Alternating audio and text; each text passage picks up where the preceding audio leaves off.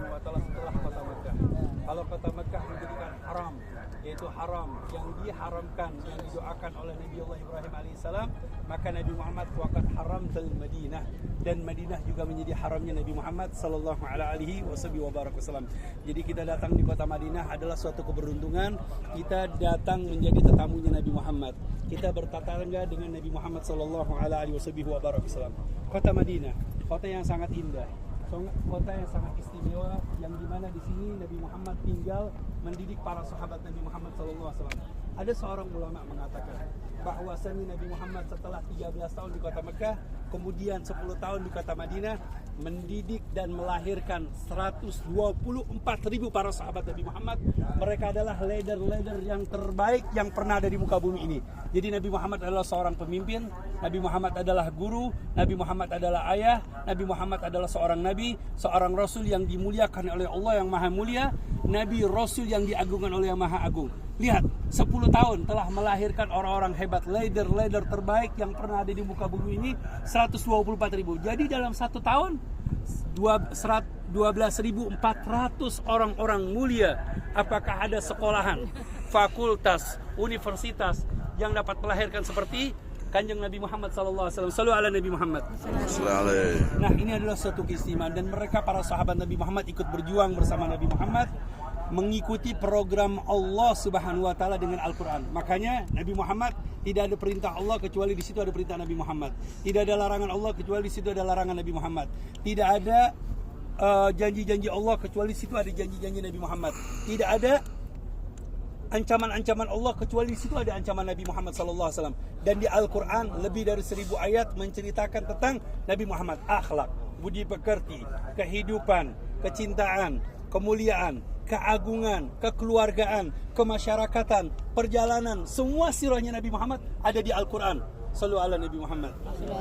Nah, alhamdulillah ini kita sekarang berada di kota Madinah. Tepatnya ini adalah Gunung Uhud. Nah, di depan belakang ibu-ibu melihat ini Gunung Uhud.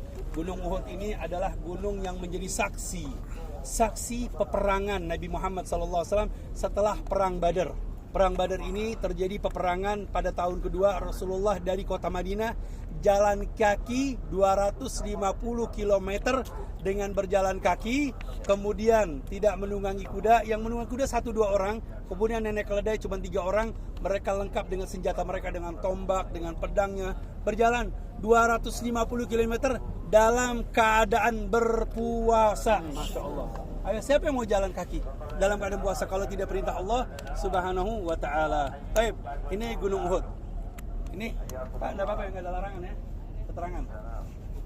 Baik, yang kedua, setelah peperangan Badar terjadi antara orang kufar Quraisy, bayangkan Rasulullah jumlahnya 313 menghadapi mereka orang kufar Quraisy yang jumlahnya lebih dari 1000 orang. Tetapi lihat, nasrun minallah, kemenangan bagi untuk Nabi Muhammad SAW. Dan mereka mengadakan dendam untuk datang ke kota Madinah orang-orang kufar Quraisy yang jumlahnya lebih dari 2000, yang umat Nabi Muhammad cuma ada 700 orang.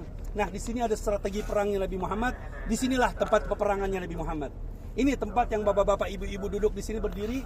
Ini tempat waktu peperangannya Nabi Muhammad. Rasulullah punya strategi perang, yaitu yang pertama menyediakan mereka para pemanah 50 orang.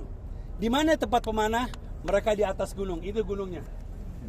Itu namanya Jabal Rumah, yaitu gunung mereka para pemanah-pemanah. Kata Nabi Muhammad, menang kalah jangan ada yang turun, Anda mendapatkan tugas untuk memanah di atas gunung situ. Ini namanya Jabal Rumah. Nah, ini adalah Gunung Uhud yang begitu besar. Nanti saya akan ceritakan proses peperangan tersebut. Baik, terjadi peperangan, menang Nabi Muhammad SAW. Nah, ternyata setelah mereka orang kufar Quraisy kocar kacir, mereka kalah dan terbunuh banyak. Dan kemudian kata Nabi Muhammad tadi apa? Jangan turun, menang ataukah kalah. Ternyata menang.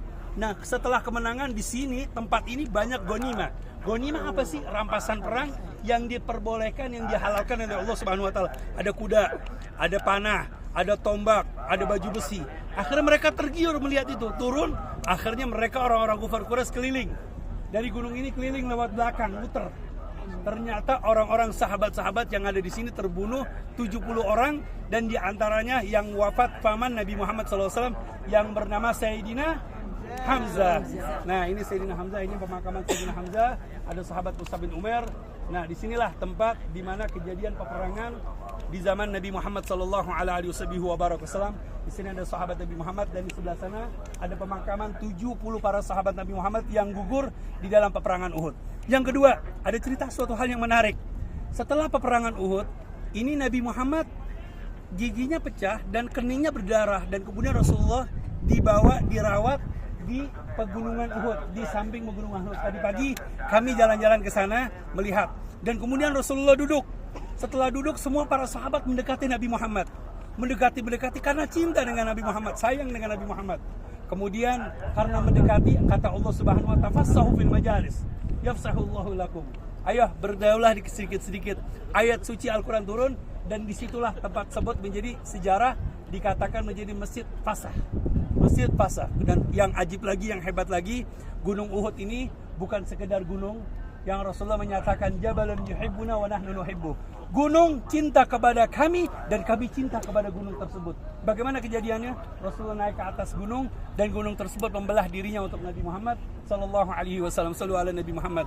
Bekasnya masih ada, gunung membelah dirinya untuk Nabi Muhammad sallallahu alaihi wasallam. Dalam riwayat Bukhari, memang ada suatu hal yang tidak masuk akal, tetapi untuk kekuasaan Allah terjadi. Rasulullah pernah naik ke atas gunung. Dulu saya waktu belajar sini, saya diajak untuk ziarah-ziarah di kota Madinah. Sekeliling kota Madinah selama 3 hari. Mulai dari jam 7 sampai malam, semua peninggalan-peninggalan Nabi Muhammad yang ada di sini. Di antaranya kami naik ke atas Gunung Uhud. Di situ ada tempat di mana ketika Nabi Muhammad dengan Sayyidina Abu Bakar, Sayyidina Umar, dan Sayyidina Utsman, itu gunung goyang saking senangnya dengan Nabi Muhammad. Gunung aja bisa goyang, senang dengan Nabi Muhammad.